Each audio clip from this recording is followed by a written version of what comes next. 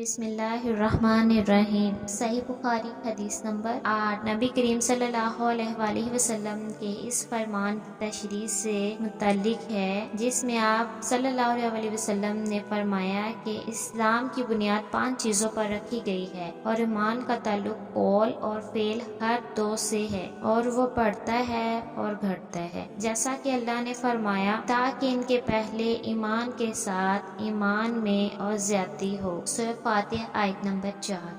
اور فرمایا کہ ہم نے ان کو ہدایت میں اور زیادہ بڑھا دیا۔ یہ آیت سورۃ الکہف آیت نمبر 13 کی ہے۔ اور فرمایا کہ جو لوگ سیدھی راہ پر ہیں ان کو اللہ اور ہدایت دیتا ہے۔ سورۃ مریم آیت نمبر 76۔ اور فرمایا کہ جو لوگ ہدایت پر ہیں اللہ نے اور زیادہ ہدایت دی اور ان کو پرہیزگاری عطا فرمائی۔ سورۃ محمد آیت نمبر 17۔ اور فرمایا کہ جو لوگ ایماندار ہیں ان کا ایمان اور زیادہ ہوا۔ سورۃ مدثر آیت نمبر 31۔ اور فرمایا کہ اس سورت نے تم میں سے کس کا ایمان بڑھا دیا۔ فانی الواقعہ، جو لوگ ایمان لائے ہیں ان کا ایمان اور زیادہ ہو گیا۔ سورۃ توبہ آیت نمبر 124۔ اور فرمایا کہ منافقوں نے مومنوں سے کہا کہ تمہاری بربادی کے لیے لوگ بکثرت جمع ہو رہے ہیں، ان کا خوف کرو۔ بس یہ سن کر ایمان والوں کا ایمان اور بڑھ گیا اور ان کے منہ سے یہی نکلا حسبنا اللہ و نعم الوکیل۔ سورۃ آل عمران آیت نمبر 173۔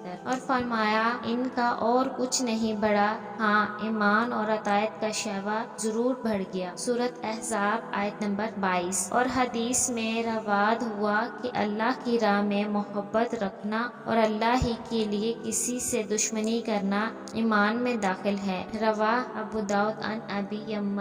اور خلیفہ عمر بن عبدالعزیز رحمۃ اللہ نے عدی بن عدی کو لکھا تھا کہ ایمان کے اندر کتنے ہی فرائض اور عقائد ہیں اور حدود ہیں اور مستحب و مسنون باتیں ہیں جو سب ایمان میں داخل ہیں، بس جو ان سب کو پورا کرے اس نے اپنا ایمان پورا کر لیا، اور جو پورے طور پر ان کا لحاظ رکھے نہ ان کو پورا کرے اس نے اپنا ایمان پورا نہیں کیا۔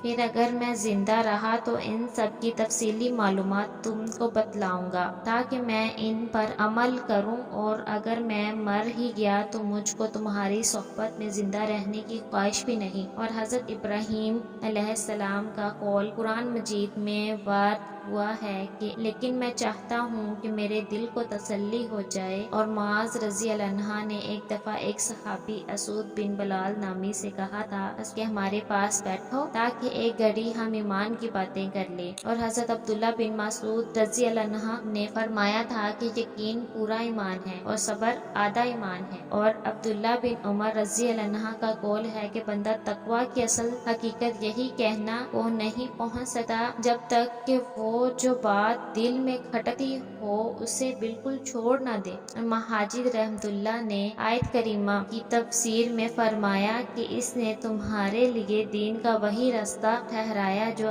حضرت نوح علیہ السلام کے لیے ٹھہرایا تھا۔ اس کا مطلب یہ ہے کہ اے محمد ہم نے تم کو اور نوح کو ایک ہی دین کے لیے وصیت کی ہے۔ اور حضرت عبداللہ بن عباس رضی اللہ عنہ نے آیت کریمہ کے متعلق فرمایا کہ اس سے سبیل سیدھا راستہ اور سنت مراد ہے۔ اور سورۃ فرقان کی آیت میں لفظ دعاکم کے بارے میں فرمایا کہ ایمانکم سے تمہارا ایمان مراد۔ صحیح بخاری حدیث نمبر 8۔ رسول اللہ صلی اللہ علیہ وسلم نے فرمایا اسلام کی بنیاد 5 چیزوں پر قائم کی گئی ہے۔ اول گواہی دینا کہ اللہ کے سوا کوئی معبود نہیں اور بے شک حضرت محمد صلی اللہ علیہ وسلم اللہ کے سچے رسول ہیں، اور نماز قائم کرنا اور زکوٰۃ ادا کرنا اور حج کرنا اور رمضان کے روزے رکھنا۔